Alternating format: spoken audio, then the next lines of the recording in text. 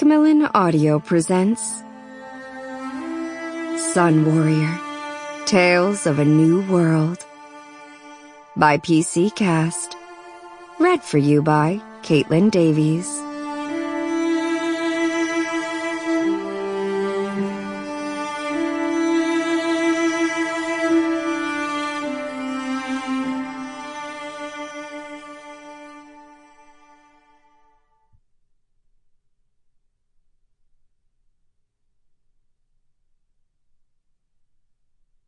Chapter 1.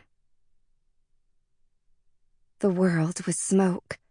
Like winter fog in the pine forest, it thickened the air, roiling around and over Mari and Nik. The choking smoke blanketed and then cleared as the pernicious wind lifted and fell while thunder echoed in the distance, teasing them with the possibility of rain. "There," Mari pointed. "We're almost at the shore. I can see it when the wind shifts." "Can you tell if we can beach the boat, or is it still too rocky?" Nik said between heavy breaths. He didn't look up, but kept stroking powerfully against the turbulent current. A big shepherd lay as close as he could get to Nik, watching him with wise amber eyes shadowed with sadness. "Yes, it's more mud than rocks, and there's a bunch of scrub brush, but that should be good for hiding the boat," Mari called to Nik. Beside her, a young version of the adult shepherd pricked his ears at the shoreline and then sneezed heartily. Mari smiled at her companion and ruffled his ears. "I know, but the worst of the smoke is over there." She jerked her chin to the south.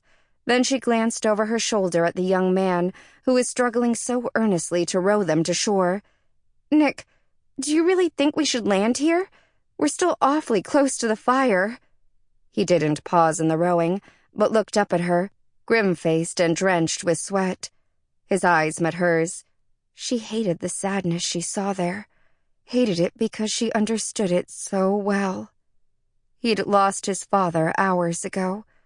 She'd lost her mother weeks ago. Perhaps in the not-too-distant future, they could mourn together, heal together. Right now, their shared misery was no help at all, especially with the danger that surrounded them, as thick and cloying as the smoke that filled the air. "I'm sorry, Mari," Nik said.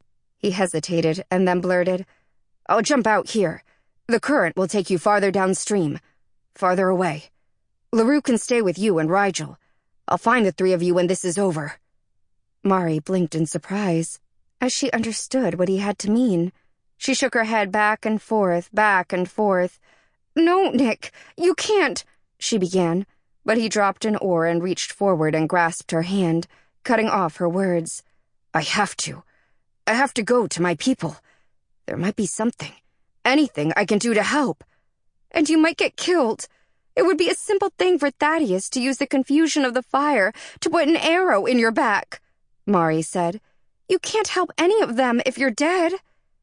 "Thaddeus will be too busy trying to save our city from the fire to bother with me. But I'll watch my back," Nik assured her. Mari closed her eyes, calming her emotions. She wouldn't imagine what might happen to Nik.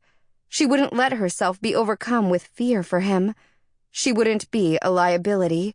She opened her eyes and met his gaze. "Take LaRue.